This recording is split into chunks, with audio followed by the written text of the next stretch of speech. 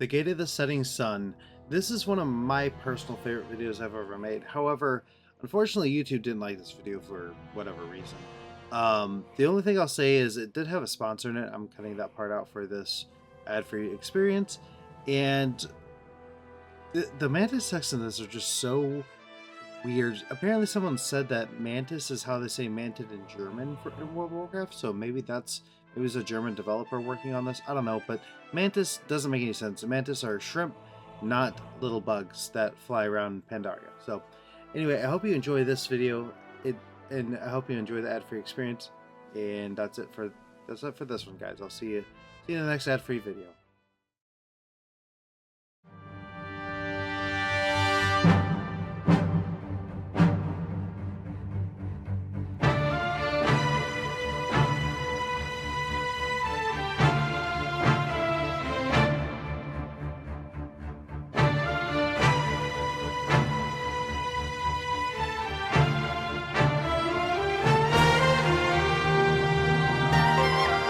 Well, I'm finally back to making videos, and I wanted to make the return video very special.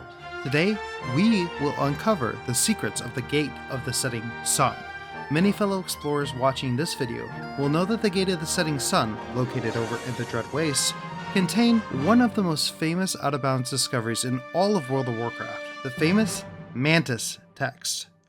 Before I show you how to reach this bizarre text, and the even stranger mysteries, in my opinion, of the Gate of the Setting Sun,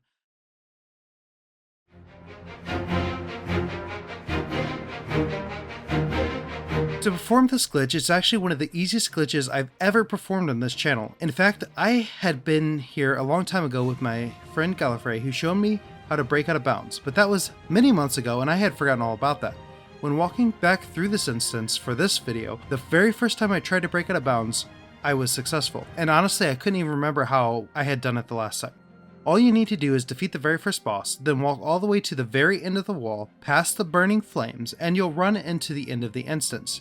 Jump on the small ledge, use Metamorphosis or some other jumping move just past this invisible wall, but still targeting this little lip, and voila, there, you're out of bounds. I'm sure there are many other ways to get out of bounds in this instance. As a matter of fact, I think you can actually get over to where you fight the final enemy, but we're not gonna talk about that yet.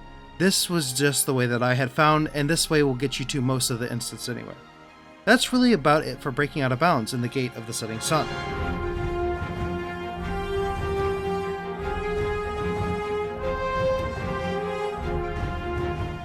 The very first location we will head to is the Mantis text itself. Sometimes I like to put the most important part of the exploration at the front, sometimes I like to put it in the middle. Here, you're going to learn that this Mantis text actually is not the most important part of this exploration. We'll get to that. Note that we are actually already outside of the lines of the map too. I could not remember exactly where this text was at first, so I just started walking along the wall as far as I could. This was a great idea because as I got closer to Kunlai Summit, I knew I was close. I quickly looked inside this tower, which was just a glitched mess, but just past the tower, we have come across the very first Mantis text. And you probably noticed the text is quite strange. Why is it out there, and why is it talking about mantis? Mantis shrimp? Like I know that in the Dread Wastes and Kunlai Summit there are mantid, but there's no mantis. Mantis shrimp are a thing, and they are found through fishing. This is just weird that someone put mantis here. Like, I guess they just weren't thinking and they just quickly typed in, or painted mantis instead of mantid. I don't know, but anyway, that's the end of the video. See you guys next time. Of course not. Of course, we're gonna explore this entire Out of Bounds area. Who do you think I am?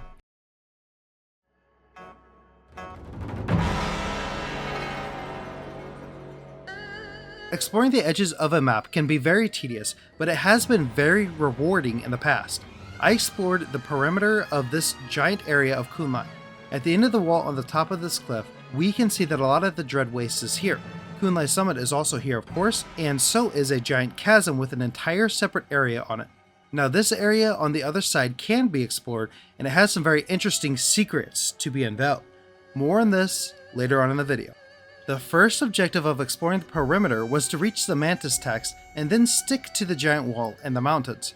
It is possible to walk over the Mantis text, which is incredibly trippy. Walking along this mountain range, I came to a very neat opening to the Veil of Eternal Blossoms, and you'll see that the statues are indeed intact. More on this later. Again, I'm just looking at the perimeter, we'll get to that in a minute. I still wanted to finish exploring this area first before I continued to the Veil of Eternal Blossoms, which is one of my favorite zones in all of World of Warcraft. The entryway where the gate should be is actually really interesting. Where the gate should be into the Veil is also really strange. There should be a gate here, but there's not. There are also some strange farms around. These are not really unexpected, but without all the detail, they just look really deliberate and also out of place at the exact same time. Peering over the edge did not show anything of interest, other than that this map is completely massive. Heading back towards the wall and then climbing over these mountains led me back into the Dread Wastes, and I continued to explore the edge of the map. I saw a lit torch on this path, but otherwise, the only really interesting thing in this area were the incredibly blue cliffs. I have no idea why these walls are so blue, but they are some of the most blue textures I've ever seen in this game. Now, I do think that probably it's something to do with some contrast or something like that, but I don't really know. I'm not a developer, I'm not an artist.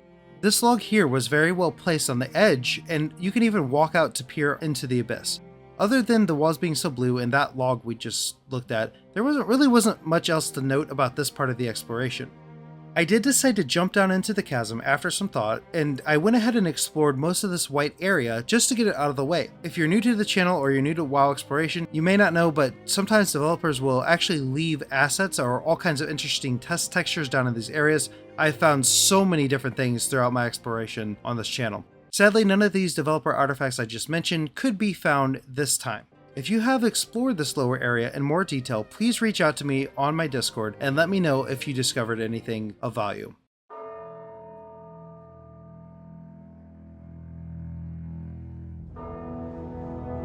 In my next exploration of the area, I moved on to looking through this glitched version of the Dread Wastes. I explored this little Yungle village. I think it's a Yungle village, I'm not entirely sure. I know that this area exists on the regular Dread Waste, but it's always interesting to see little campfires and torches and other supplies just sitting around with absolutely no one to attend to them. Except maybe the mantis folk are over here, I don't know. I moved away from the village, and there are quite a few bizarre textures near the edge of the cliff. We will see more weird textures as we move on. We can explore every tree that we see here in the Dread Waste. I think. There might be a couple we can't, but I try to explore every one of them. There's another abandoned camp here, and beyond the camp is one of the massive amber trees. The cliff detection is pretty much gone here, so we can look inside of the trees and discover how they look from beneath.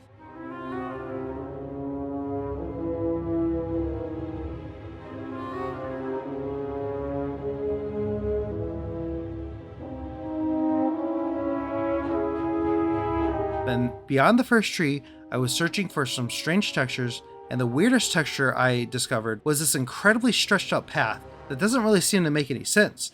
I ended up having to Demon Hunter wall jump to the top due to how steep the path is. You can't just normally walk up it. Following the path as far as I could, I stumbled upon the next giant tree. This one had some cliff detection, but it seemed like the entire branches were missing from it. On the other side of the tree, there's some amber dripping, and the ambient noise is still being played as well.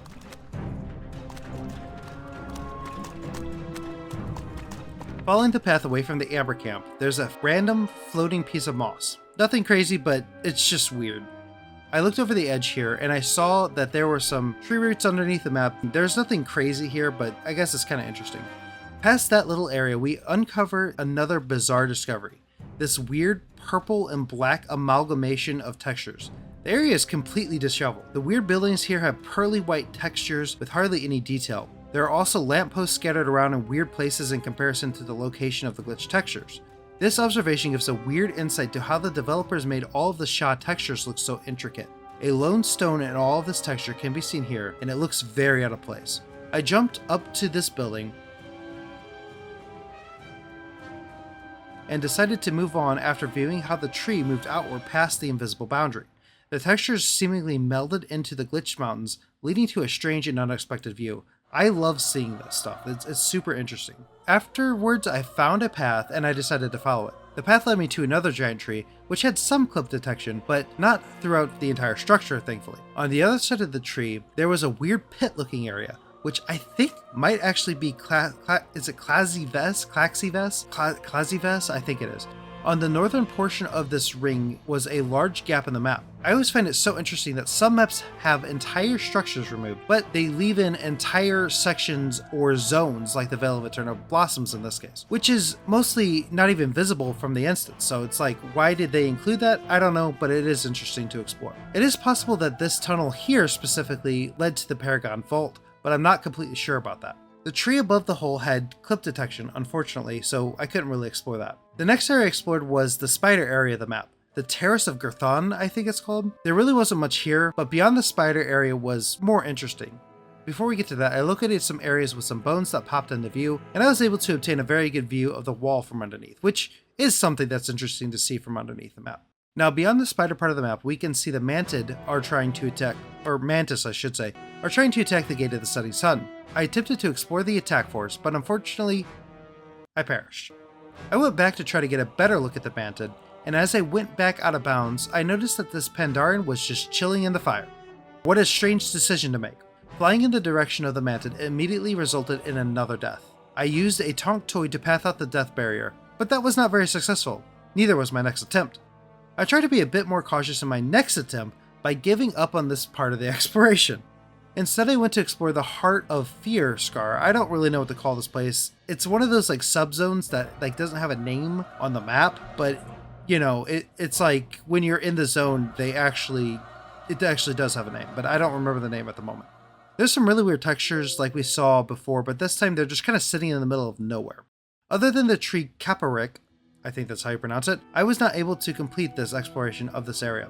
I was not able to look at the Mantid army. Maybe I'll come back here with a shaman later and put it in a short, or maybe a part 2 of this video if there's enough things to go back to. Well, I think that about wraps up the Dreadwaste. Now let's head into the Veil of Eternal Blossoms.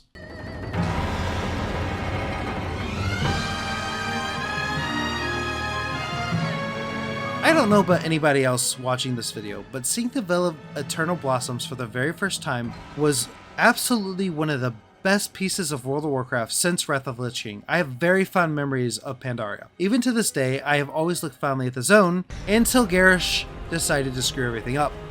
Let's see how the zone looks in this out of bounds area.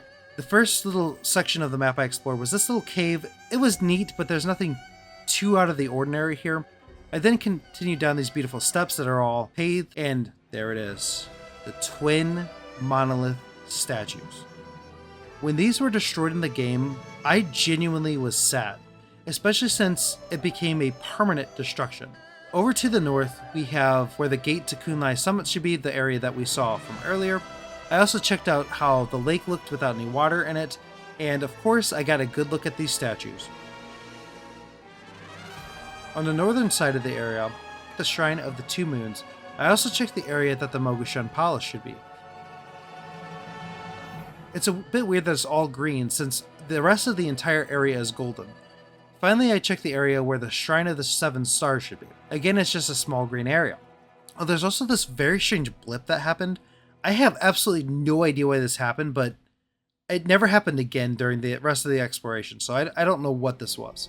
After an amazing adventure, I went back underneath these amazing statues, and I explored what I believe to be Two Shin Burial Ground or Mistfall Village. There was a really cool area with waterfalls rushing into nothing, and this was definitely a cool effect. Above the village showed the source of the waterfalls, which was a pool of absolutely nothing. Beyond the mountains, I got a glimpse of the Valley of the Four Winds and actually decided to explore that zone for a little bit.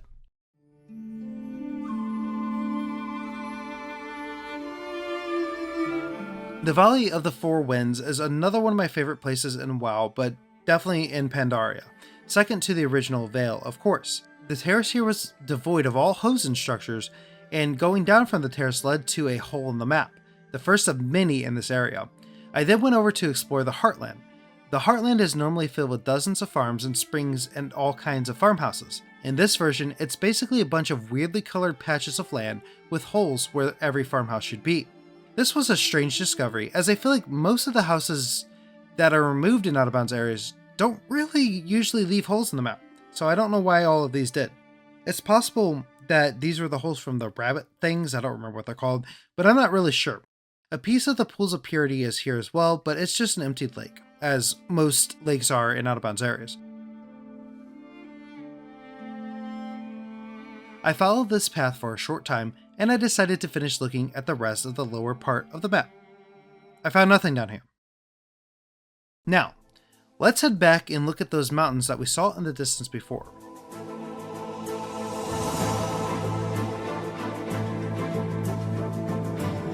There are some very interesting discoveries to be shown. There are a few different ways to make it across this chasm, at least there used to be. I don't know if there still are. In a video by the wizard Trokir from 11 years ago, Trokir did this.